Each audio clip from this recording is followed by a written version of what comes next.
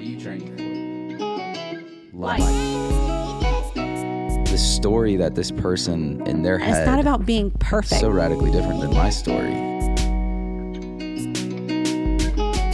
Welcome to Train for Life, a podcast brought to you by ISI Elite Training. I'm Adam Rice, founder and CEO, and will be hosting this alongside Amanda Hall, our COO. Tune in weekly as we explore topics on personal and professional development to help you level up in all aspects of your life. We call this Training for Life.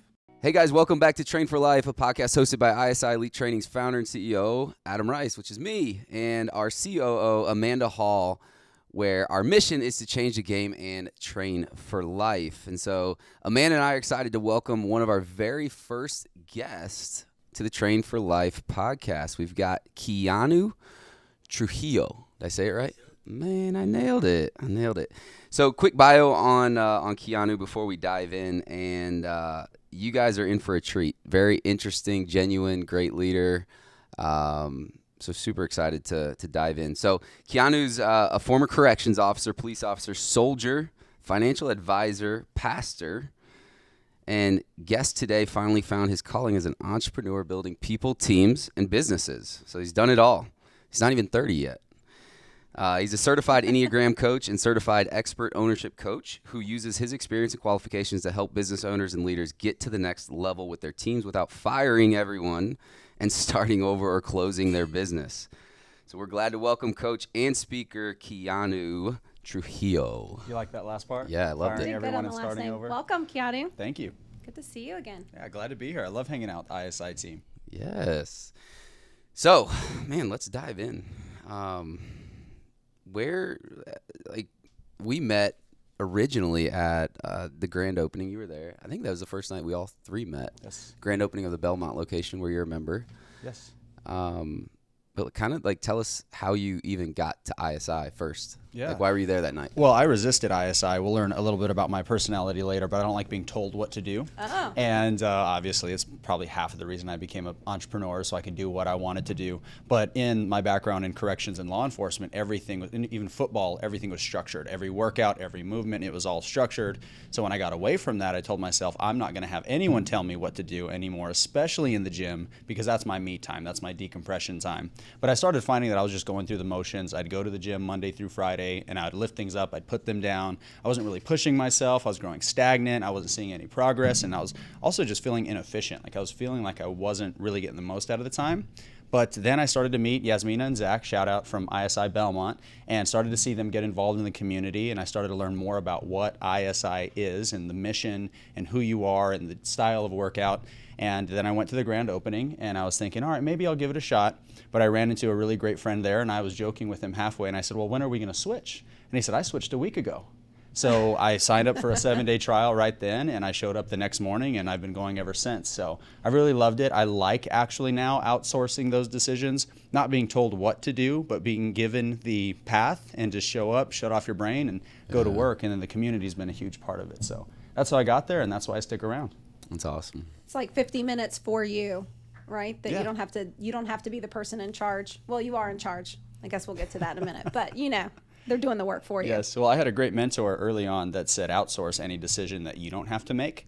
And so I really wanted to challenge myself to do that. And one of the first places that they told me to do that wasn't working out. But they're CrossFitters. And nothing against CrossFit. It just wasn't my speed. It wasn't what I really enjoyed to do. And so obviously ISI is not like that, similar in some ways. But outsourcing that decision in the morning is helpful. Like you said, it's for me. I could just show up, shut off my brain, and know that the coaches are What's your taking care of me. favorite day of the week? So upper, lower, core cardio. Do you have a favorite yet? I bet you can guess. And for those that are watching on camera could probably guess too, it's upper body day. Upper for body sure. day. I mean, There you go. I do the other days to earn upper body day. Like Okay. I'll do core and cardio and legs so I can My favorite deserve too. upper body So day. we're in synergy there. Tell us a little bit about more about you and what you do. Yeah. So as Adam was mentioning in my resume, I was really lost in, I guess, what I wanted to do. I don't think many actually come out of school or high school or college and know exactly what they want to do.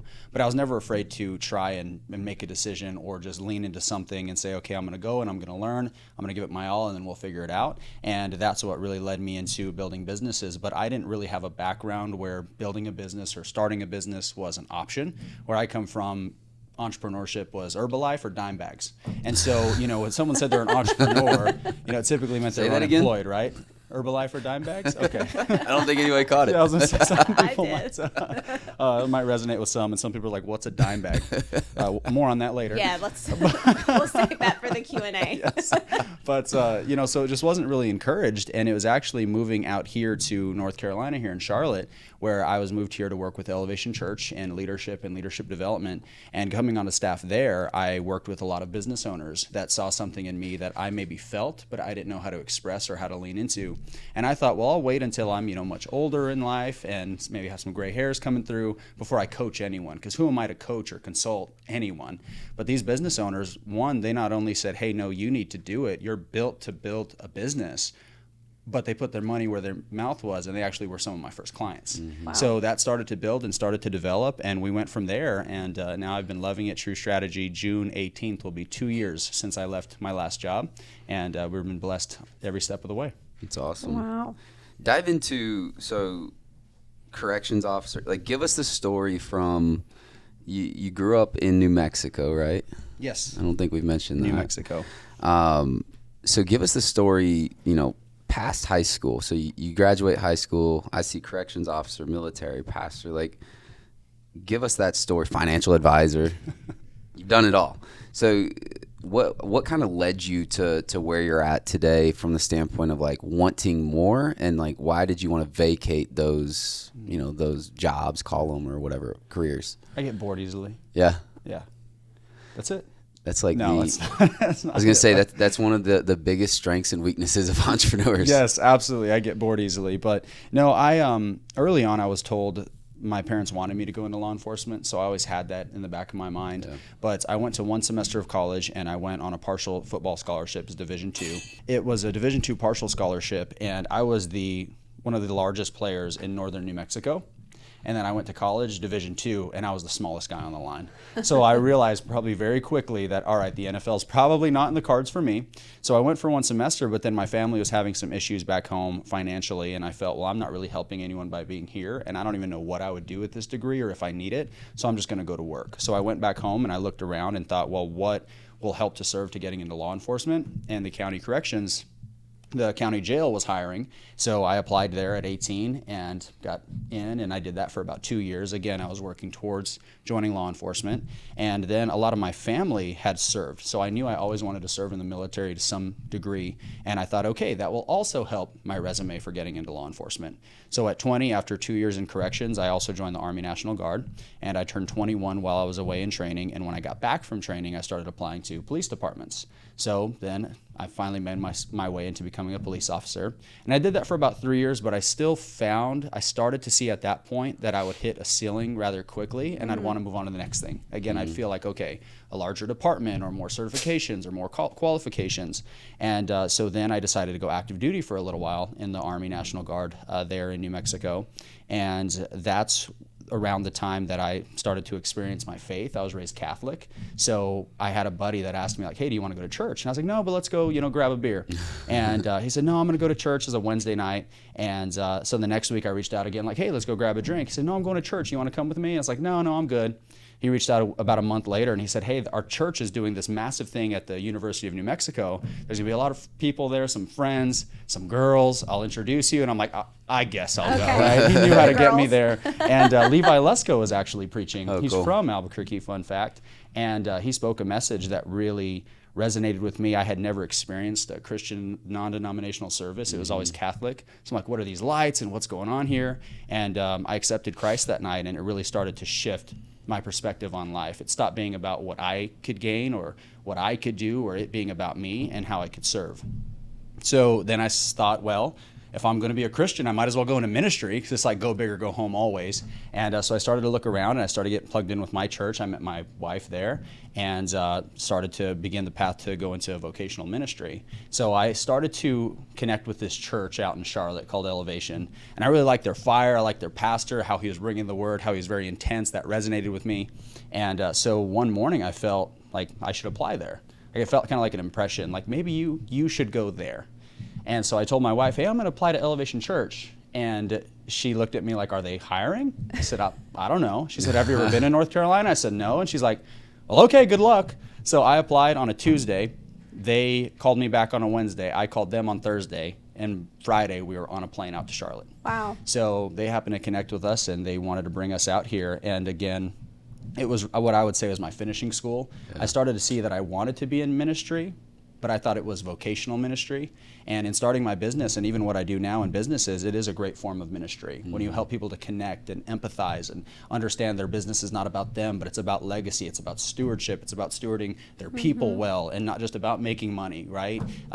It's been a great form of ministry. So that's kind of the It's so long and interesting. short. Your path is every role that you were moving into is some level of serving and coaching and leading, even going and becoming a police officer and then moving through that into Elevation Church. It's like, what a path.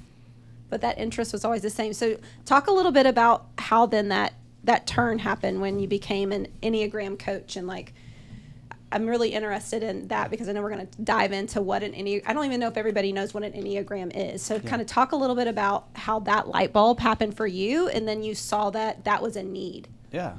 Well, when in all of those careers, they all came with different personality assessments. Most job or workplaces now give some kind of personality assessment. But when I came to Elevation, they had us take 3 assessments in the interviewing process, and the Enneagram was one of them. And I kind of treated it like every other personality assessment. Like, all right, I'll do this because they said to do it, but like, I know. It's like a list of 10 questions, and if I get one wrong, maybe I'm not going to be a good fit kind of thing. Like, fine, I know who I am. I wake up with me every day. How wrong I was, how wrong we all are in that, by the way. But the Enneagram, it just grabbed me different because it didn't just show a snapshot of who I was, like a 2D form of who I am. It showed what I look like at my best, worst, everything in between, what to do with that, why. So I started really reading into it, and it just grabbed me. It was very intriguing to me. So after getting the job and leaning in, I started to see these patterns starting to surface. So like when we got to come in here and I got to speak with your team, it was more about planting a seed of awareness. It's our reticular activating system, right? Like once you see something, you can't unsee it. So now someone's listening and they hear the Enneagram, and now they're going to scroll their Instagram and be like, oh my gosh, the Enneagram's everywhere. It's like, no, now you just can't unsee it. Or like when you buy a vehicle and all of a sudden everyone, it seems like, bought that vehicle. That's just our reticular activating system coming to our awareness. So after reading through the Enneagram and then putting it back on the shelf and understanding what it meant to be a type 8 challenger, I started to go back to work and started to notice some of these patterns surfacing. Like I was very aggressive, and I feel like people would feel like I was getting in their face or I was angry at them, and I'm like, I'm not angry, I'm passionate, like I care about you. I care about you more than you care about yourself, so let me help you, right? And so I started to see that in my marriage and in my leadership, and started to wonder, like, how am I being destructive inadvertently? So I leaned back into it, and everything started to change. My relationship with Christ, my relationship with my wife, with my leaders, with my team. And so I started to implement it with my leadership team there at Elevation, because my role was in developing leaders to lead the volunteer teams. And naturally, some of them were business owners, and they were the ones that said, hey, can you come in and do this for our business or for our team? And so that's what really led to starting the business. And so I thought, well, I'm kind of an Enneagram enthusiast at this point. I've read a lot into it, but I need to take it to the next level. So I decided to get a 12-week certification to actually learn how to apply it. And I started to notice that not a lot of people were using it in the business space. They were using it in personal or relational or even in ministry or churches, but not in business. So I thought, well, okay, there's a challenge, there's an opportunity. I'm going to lean into doing that. So we created our own assessment specific to leadership and teams, and just been running full speed ever since. That's awesome. What do you think from a Enneagram, someone listening to this that says, I don't even know what that is today? Because some people may not be aware. How many, just give a little description of what the Enneagram is. Like there's what, 9? 9 yes. Enneagrams. So, and then they're each a personality trait, I guess you would say, or where you lean. It's like 9 ways of normal. Okay. It's 9 perspectives, 9 ways of 9 ways of normal, 9 ways of viewing the world. And if you just applied that, your life would change, right? Your relationships would change if you know that there's 9 ways of normal. So every person feels like they're right? And even the Bible would say that every man is right in his own eyes. And so we all think that we're right, and to a degree we are. All of us in the room can look at this one situation and perceive it in one way, and we're all right because that's our lens. But if we're all right, then we're also all wrong. So how can we bridge the gap in understanding? And so the Enneagram, Ennea meaning 9 and gram referencing the drawing, it's 9 types on a graph or on a drawing where you see how these 9 types have their own perspectives or their own motivators, their own drivers, and then also how they connect. So how are we all in some ways similar? So how are we connected as well? It shows, again, the fluidity of a person. So that's the Enneagram, basically, is 9 different normals, 9 ways of normal. And when you find your way of normal, then it has some lines connected to it where you see, well, this is where we relate or where we take on characteristics of other types, is what we call them, Enneagram types, and then how to leverage that for our growth or for our relationships. It's awesome. I haven't heard 9 ways of normal before. Oh. I'm number 8, so I'll say we're an 8 normal. I'm just kidding. Yes, that is the best normal. I'm an 8 as well. Exactly. Sorry, Adam. Yeah. So it's a test, right? Like it's a. I mean, we'll put it in the show notes, but it's a link, right? Yeah. Then they take a test. How long does it take, and what type of kind of questions is it asking? Like, because you have other people might be familiar with like the DISC assessment. It's very different from that. Yes, it's about a 5 to 7 minute assessment. Again, my attention span's very low. I get bored easily, so I've taken some assessments like 45 minutes to an hour. So we wanted to be quick hitting to the internal drivers, and even the accumulation of the questions. We're constantly working on that to help reconfigure the, I guess, the algorithm, if you will. The formula. So it's about 5 to 7 minutes, and we're looking for internal drivers. We're looking for why you do what you do. Mm-hmm. So, are you the type of person that walks into a room and feels like you can't help but spot everything that's wrong? Those are 1 tendencies, mm-hmm. right? So we're kind of looking for that. Or when someone tells you what to do you have a tendency to feel controlled? Those are 8 tendencies. Or when someone's mad at you, do you feel like now you're in conflict? Those are 9 tendencies. So we're trying to surface that very quickly. And then the way we designed our assessment and our results is so that way you can dive in and confirm your type, because the assessment, any personality assessment, is only so accurate. What confirms it is you reading into it and seeing, wow, this gave me language to things that I've always felt but didn't know how to express, right? It's like music. Like music moves us because it gives us words to things that we feel but don't know how to express. And where it's different from or dissimilar from DISC or some other assessments is it just doesn't show you what you do or how you interact, but why. And if we start with that why, intrinsically how a person is wired, and again, us being of faith, when someone is... for example, we weren't all just born blank slates. So there was no way that I was going to get blue eyes. I was actually just going to say, do you think people are born with their Enneagram? Yes, that is the belief. So if we believe that God was so intentional that he numbered every hair on our head, right? Not counted them, but numbered them. Then why would he not be as intentional with our creation and who we are?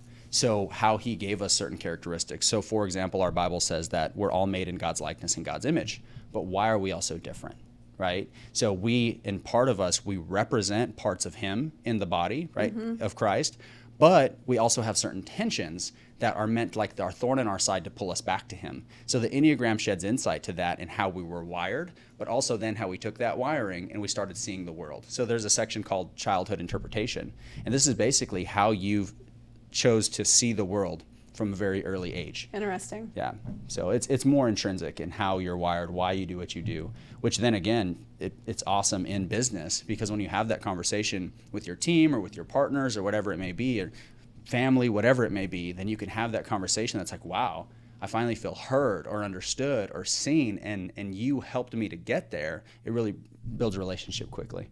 Wow. I thought it was so interesting. You came out and spoke with our team, and what I found really fascinating was learning the entire team's Enneagrams. And like, we even to this day mm-hmm. now in the office will make comments, oh, that's your type 1, or, we're kind of joking with each other a little. I mean, but in some ways we know a little bit more about each other now that we didn't know before, which I thought it's been very helpful. I'm sure there's way more we can dive into with that. Yeah. But I thought it was incredibly helpful for myself as a leader with those who we work with. And how do you kind of like, I know we're going to dive into a couple different Enneagrams and how they work and interact with each other, or parts of your, your life, but outside of a team, which I know we'll talk a little bit more about that in a minute, for you personally. So somebody takes this, they take the test, they find out what Enneagram they have. How does that, what's kind of the next step with it? Because I feel like just personally, like I've done it, I know I'm an 8.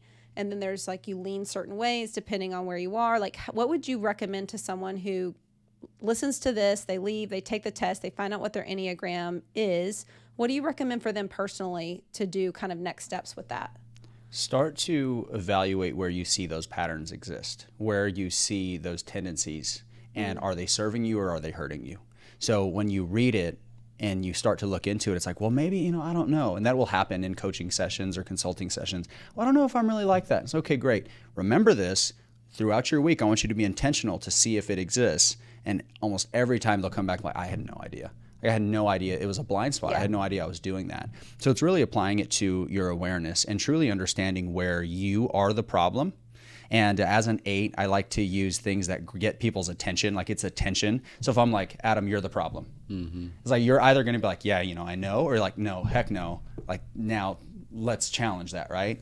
But either way, figuring out where you are the problem inadvertently. Where are your blind spots, or where are these things surfacing? Because a mindset that's popular in the space is people are patterns more than they're people.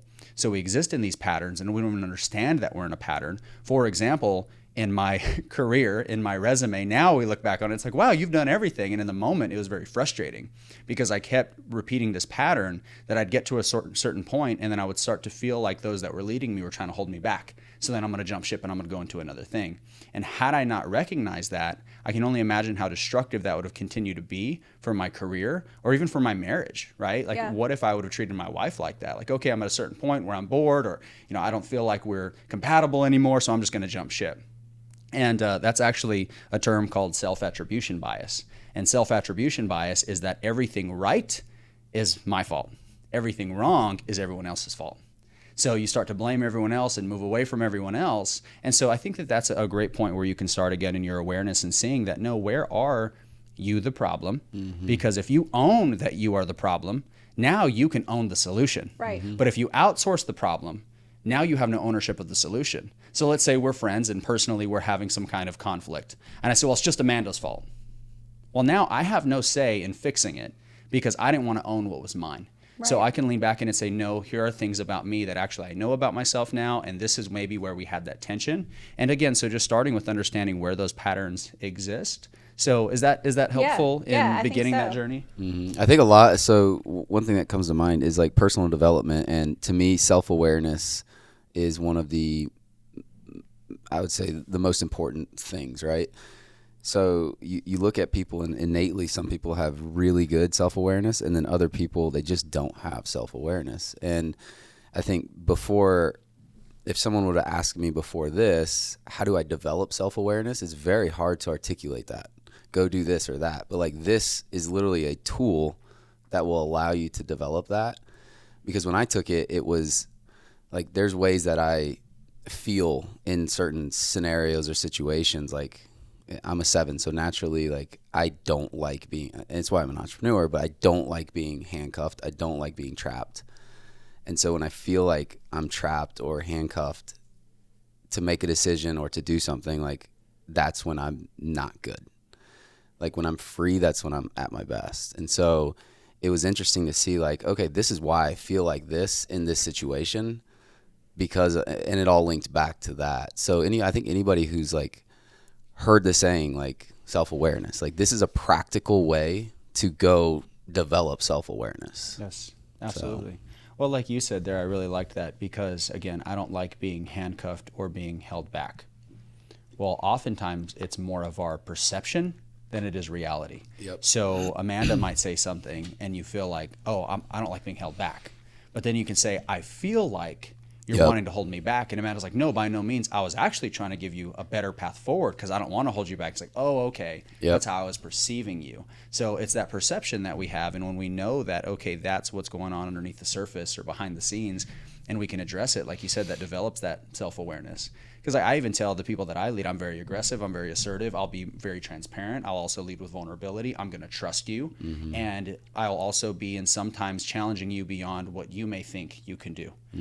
But I know that sometimes it may look like I'm angry, sometimes it may look like I'm frustrated, sometimes it may look like I'm trying to crush you. If that ever happens, please let me know. That's a tension in me that I'm continually trying to work on. Another weakness that I have as a leader is, again, getting bored easily. I'll want to look to something else before maybe I've maximized this. So I know that, and I also know as a leader, my word's going to carry a lot of weight. So if you feel like I've not maximized this current thing yet, please stop me and show me how I need to maximize this before I go on to that, because that's a tendency. That is self-awareness. That's coming to the table and saying, here it is. And now your people around you say, oh, yeah, you invited me into correct you or support you or serve you. And that's a leader people want to follow. Yeah, I love that. I think it's something key about being vulnerable as a leader, but if you don't know whether it's your Enneagram or, which I think is, like you said, one of the strongest ways to look into your self-awareness, but if you don't know how to articulate that to your team, I think sometimes that's just a challenge, is starting at step one. You know, diving in and knowing what your Enneagram is, knowing who you are, what your tendencies are, and being vulnerable with them to share it, which I think that's the value in partnering with you, Keanu, and having you come in here and really talking to our team and everybody sharing at the same time, you know, from, you know, Adam, myself, to our entire team. I think there's a lot of value in having someone come in like yourself that leads that, where it's everybody together, because it just, for one, I felt like everyone felt very comfortable. I mean, we even stayed after and we all talked, you know, some of us who were diving in even more, but I feel like there was a lot of vulnerability in that as a team to do it together. Yeah. Which is team building in itself. But I love the thought of a leader saying, like, this is who I am. These are my tendencies. So call me out on it or hold me accountable to it if I'm finding myself in those paths. So I know we wanted to talk a little bit about Enneagrams and how they, you know, help you or how they can help you and how they can transform things for you and things in your everyday life. So let's dive into that. Do we want to start with marriage? Yeah, I think just like the family component of it, like how, whether it's marriage, kids, I mean, we can kind of wrap it all in one, but like how would you, once you know who you are, and then you know, the other question I have is, at what age do you know your Enneagram? So I know a lot of parents, you've got a 16-year-old. Yes. You know, I'm sure at that And age they've almost probably, 14-year-old. yeah. So obviously there's a lot of, you know, teenagers are going through so much in their life and there's so much outside influence. So can you use this to help guide them, have conversations, and understand where they're coming from, and then in your marriage as well, or even in relationships, right, with friends? Well, it really applies in marriage or as a parent. You don't want to give your child the assessment and say, hey, take this, right? And if you have, that's okay. But you don't necessarily want to do that. I because gave it to they my don't 3-year-old. necessarily. Yeah, he was. Of course you did. Hey, figure it out, all right? You know, when you share those things, is sometimes it's just more helpful to begin to identify those patterns. I don't have children, and I'm very mindful to not speak on things that I haven't personally experienced. That's just me. I don't want to feel like a hypocrite, but I can speak to connecting with or understanding or even just paying attention to people. So what I'll tell parents or business owners, we'll be leaving a business session and they're like, hey, by the way, I got a 16-year-old that I just can't seem to get a grip on why they're doing what they're doing. We'll ask them. Welcome to my world. Yeah, ask them, right? And so that's where when you apply those 9 normals and you start to look at it, we're all narcissistic to a certain degree, right? I think a certain level of narcissism is healthy, so we can love ourselves a little bit to know we're worth investing or worth receiving Christ, right? Well, we're not worth it. It's a different conversation. But when we understand or we start to look at, okay, I know my type, but then what does it look like to begin to understand or explore all the other types and start to see, oh, these people exist in the world every day. And then you walk into a room and it's not that you're trying to type people or evaluate people or put them in a box, but you're truly seeking to understand, okay, what types are represented here? So the same thing for parenting is, you know, with your 16-year-old or your soon-to-be 14-year-old, hey, why did you feel like that was the proper response? Or what were you thinking in that moment that made you respond like that? And they're going to be like, well, I don't know, I just did it. Yeah, okay, but let's kind of dig into that a little bit more and start to ask those questions, because then you'll start to see, oh, wait, maybe that's a tendency of a type 4. And so how can I lean into caring for that person, connecting with that person, and loving that person to help understand them, instead of saying, well, this is the way I would do it, so this is how you should do it, which we all do as leaders or as humans. It's right for me, so it should work for you. And an example that I give is like, if I wear contacts, but if I had my glasses on and I took my glasses and I put them on you, would you be able to see through them? Right? No. Probably not, right? That's my prescription. But it works for me, so why doesn't it work for you? See through my glasses, right? And that's what we kind of do as leaders or as parents or in our marriage. So when we start to see that's not my lens, that's not my prescription, so how can I see it through their eyes? Then you can, without giving them the assessment, connect with them. And that's a similar type of training I do for sales. You're not going to go around in sales and just send everyone the assessment and be like, hey, help me find your type so I can best sell to you. Right. No, but you can ask the person, say they're selling a home, what matters most to you about being able to entertain? And a 2 might say, I like being able to serve people. I like to host. I like being able to give to people. My home is not mine, it's the community's. And a 3 might say, well, I like looking really good, so I want them to come over and see what I got, right? It's like, okay, great. Let's make you look really good, or let's show you how you can serve people. And that's leadership, that's empathy, that's not manipulation, that's connection. So that's a good way in applying it to your parenting or your marriage or your leadership. And so I don't really speak to specific business or specific industries. I speak to the people element, which is why I can be in a roofing company in Louisiana, and a construction company in Texas, and a nonprofit in California, and a natural deodorant company in Canada, and speak pretty much the same thing, because I'm just talking about people. So that's where it translates. I know we want to talk about specific marriage things or family things or what have you, but it all translates just in people. I think, I mean, knowing like what my wife is, it gives you better understanding to areas like, number one, like, tell me this, the old saying of opposites attract, right? Like, I think that has something to do with this, because if you look at a 9 and a 7, they're completely opposite from one another. And you're a 7 and an 8, you and Drew. But he's more of a 7 wing, which that's what I'm going to ask you next. 1, yeah. Or 7. Sure. What would it? What's it called if he has a tendency of 1? He'd be either because a 7 and a 1 take on characteristics of each other. Those were some of those lines. So a 1, when they're very, very healthy or confident, they look like a 7. A 7, when they're stressed, they look more like a 1. So he may be a 1 or a 7, but there's connection. But back to so explain the wings of this. So you get your if you're a 7, and then there's wings to that. Yeah. What does that mean? And then one thing that I loved about the Enneagram was it told me when I was healthy, and it told me when I was not healthy. And not talking from like my physical health, but more so like my mental health and tendencies and characteristics that I was taking on, because it was true. Well, let me go back to that opposites thing for a moment. And can I share a vulnerable story about where I really decided to lean into the Enneagram? My wife is a 9. Yep. She moves away from conflict and any thoughts or even hint of conflict. As an 8, I move towards the conflict. You're a challenger. Yeah, I'm a challenger. And that was further affirmed in my background in corrections and law enforcement. So we were married about 2 months. And as most couples argue about early on, it's in-laws. So she was in conflict with her mom, and it wasn't necessarily conflict, it was a misunderstanding. But I'm trying to project onto her how I would handle it. Hey, you need to call her, you need to address it, you need to explain how you feel, you need to explain how it hurts you, and you need to face this. Truly, I was afraid that if we didn't face it, it would just get worse, which is like a type 8 thing. Like, if I don't attack this, it's going to attack me. And so I'm projecting that onto her, and she's saying, no, well, let me give it some time. Let me just let it rest for a while. I'm going to go, okay, great.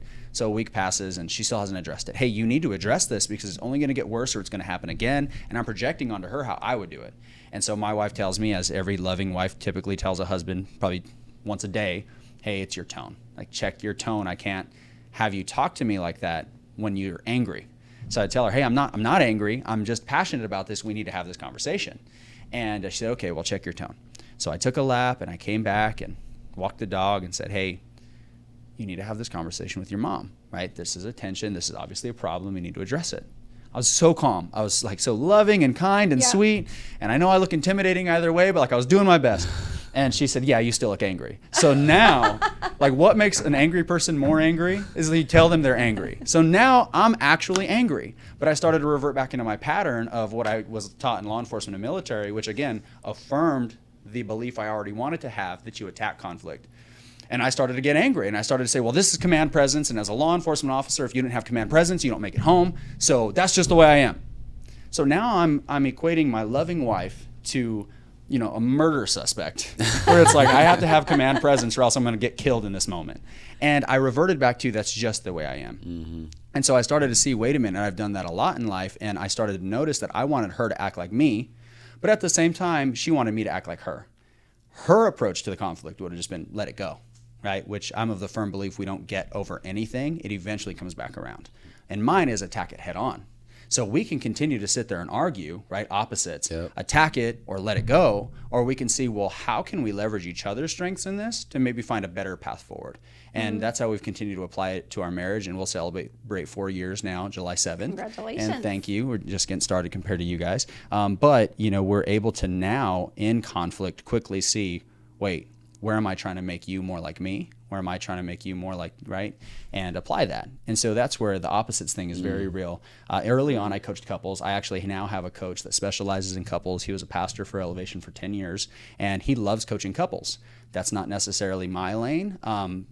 Again, a part of it is because there are certain things I've not experienced yet, like parenting, but I'll find someone equipped to do that. Yeah. And coaching couples was so fun. It was so easy. It was like, here's the issue, and I'll just like ask a question, and then I'll just let you two go, you know? And so then they'll just have it out, and then I'll just get to pick it apart.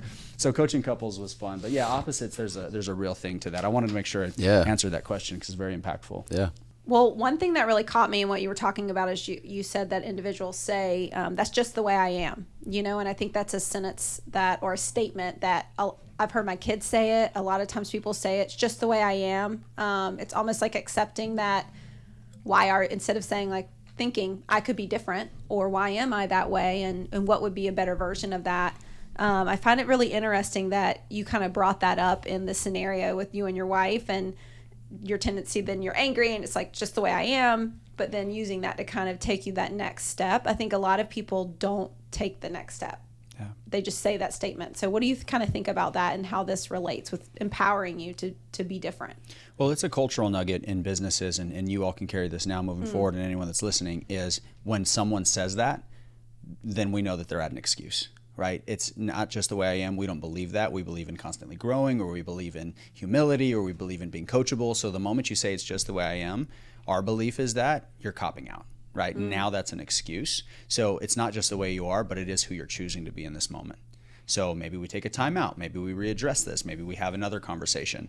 So that's, I really like that you brought that up because it goes to something, Adam, you wanted to touch on, which I think about an echo chamber, where we get into these echo chambers of affirming our beliefs. So for example, I may have a book that was super impactful to me. Like it changed my life. And then I give it to Miranda and she's like, yeah, it's all right. Right? It's like, well, what? This should have changed your life. Absolutely. And she's like, yeah, it was okay. Well, what I was doing was I was taking my perception and this book that affirms my belief, and I'm giving it to Miranda and saying, you should think of it the way I think of it, right? And so we start to continue to affirm. So we read books, we listen to podcasts, we surround ourselves with this person, we only hang out with that person. And it all just continues to put us into this rabbit hole of my way is the right way of thinking, without ever challenging that, no, that doesn't just have to be the way I am, right? That we can continue to grow beyond that. And so like back to, do you want to share a little bit about what you were saying of like how early on people would adopt something and then they never challenge it again? Yeah, I was just talking about like belief systems. So like because I do think it's very real, but when we grow up, we get taught to act a certain way based on how we're raised, based on, you know, mostly what we experience, right? Some of us experience growing up in a family that's loving and mom and dad was there. Some people experience growing up without a father. Some people experience extreme poverty growing up. Some people, unfortunately, maybe got raped or something growing up. So how does that kind of parlay into, because the reason I say that is I see that pattern that is developed or that train of thought carry into people's careers based on something that happened to them maybe 10, 15 years ago. Yeah. So can the Enneagram kind of break the chain of that, or at least bring awareness to like, this is not who you are, but this is the way you think because of what happened to you? It can, and it definitely does. That surfaces a lot. There's a section I alluded to earlier, the childhood interpretation section. And I've had some business owners ask me, well, why do we care how they've viewed the world since childhood? And then I have to break the news to them that we're all still children running around here, and now we're just a little bit more cunning and we're more wise and we know how to get our way a little bit more, right? But we're all still seeing the world from that perception. So what we get to challenge or question with that, regardless of what you've been through or what you've experienced as a child, is what was your perception? How did you see that? What did that teach you about the world? Well, it taught me that I can't trust anyone or be vulnerable. Okay, so this says that too. Right. So how are we seeing that you've made a choice to see the world like that, and how can you begin to speak to the opposite? And I use that one specifically because as a type 8, my childhood or our childhood interpretation is it's not okay to trust or be vulnerable with anyone. Well, there's a story that I look back in any coaching that I do with anyone else I've done with myself or really leaned into it is challenge, well, where in my childhood did I begin to adopt that and then carry it into my professional career or into my life? Wow. And when I was about 11, my stepmom, my dad and mom were never married. So I was kind of back and forth between both of them. Again, I kind of got bored easily, but at the same time, I was very transitory growing up. I lived with my mom for a year, then I lived with my dad for a year. And my dad was married to another woman, and they had 2 kids together. She had 2 of her own, and then there was me. So there was 5 of us in the household. Well, my stepmom decided to divorce him, and she moved to what she told us was going to be Colorado. Well, we found out a few days later she actually moved from New Mexico to Alabama. So now it's just my dad and I, and there was a part of me that's like, yes, I got my dad back, because she was the wicked stepmom and I wanted her gone. But he was very devastated because his 4 kids, 2 that were his children and 2 that he had adopted, were now in Alabama, and he felt like he'd never see them again. So he was a bit more sad than I thought that he was, or that I had realized at the time. And so I started to see that he was down, but I was 11, so I didn't really understand like what was going on. And one evening we fell asleep. He wouldn't want to stay in his room, so he'd sleep in the living room, and I didn't want him to be alone, so I'd sleep in the living room with him.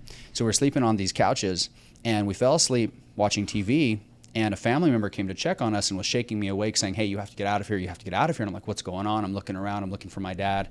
I couldn't find him, I couldn't see him. And the family member, thankfully lived across the street, said, run over to my house, I don't want you here, because she knew what I didn't, and that's that my dad had went into one of the bedrooms and attempted suicide. Wow. And she knew that if I'm there when the police are there, I'm going to get taken away or something might happen. So he did that, and that affirmed in my mind, well, it's not okay to trust or be vulnerable with anyone. He didn't share that with me. He didn't share that with anyone. So from what I'm perceiving of him, it's not okay to trust or be vulnerable.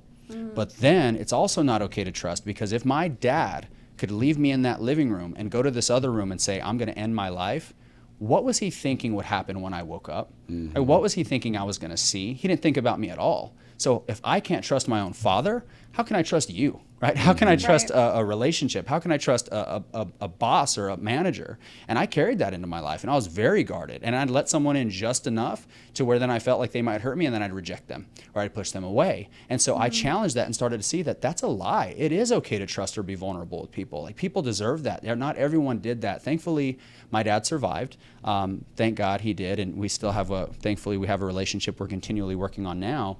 But I was 11, and I could have lived the rest of my life with a valid reason, not even an excuse, as to why it's not okay to trust or be vulnerable with anyone. Or I can challenge it and see how on the other side of that is all the growth that not only I can experience, but God's calling me to. And every person has something like that in their life that they're carrying, whatever it may be. I was raised in this war-torn country, or I was raised in this very impoverished neighborhood, or I was raised with whatever, right? So you don't know. It's, no, I know. Do you know? Do you know how you're using that as an excuse, and how you can challenge yourself beyond that? So honestly, I would say it's an amazing question, because that is where the most growth is experienced, in challenging what you asked. That's awesome. That's Thanks cool. for letting me share. Wow. Yeah, no, it's amazing. Well, man, this has been awesome. So big question. If someone is a business owner or a leader or just wants to get involved, where can they find you? What's your website? What's your Instagram handle? All of that good stuff. Yeah. So truestrategy.info. .com was taken, and I was not going to pay $3 million for it. Jerks. Wow. Is it TRU strategy or TRUE? TRUE. Okay. Truestrategy.info. And there you'll find our assessment. You'll also find a quick form that you can take if you're wanting to engage with coaching. Then you'll get matched with the right coach. So if someone is with couples, they're going to find their way to Tim. If someone's a woman in leadership, they'll find their way probably to Aaron. And if someone wants overall business development, business growth, they'll probably find their way to me. But the form will help you figure that out. And then the best place would be Instagram. So I'm really trying to lean into creating content on Instagram, and that's at Keanu_Trujillo. And I'd love to engage with anyone that wants to dive deeper and working together, or even just becoming friends. Awesome. Yeah, in We're the show closing? notes I thought too. this was like a Joe Rogan thing. Yeah, I know. I know, right? Yeah, We- we're going for the long haul. We also, guys, in the show notes, we'll put the link to the website and his Instagram handle as well. Keanu, So, thank you so much. This has been you guys. awesome. Thank you for having me, and thank you for what you do at ISI and the communities you're building. And honestly, just honored to be a part of it as a member, but also to call all of you friends. So thank you. You bet. Absolutely. So, guys, remember, the reason we have this podcast is to bring value to all of you guys on all aspects. From, we've talked leadership already in previous episodes. We're talking Enneagram. We've got another guest coming up that's going to be a completely different topic, and really putting a highlight around what it means to train for life, both personally and professionally. So if this resonated with you, share it with somebody, like it, comment, all those things on Instagram and YouTube, whatever platform you're seeing this on. Until next time, thanks guys.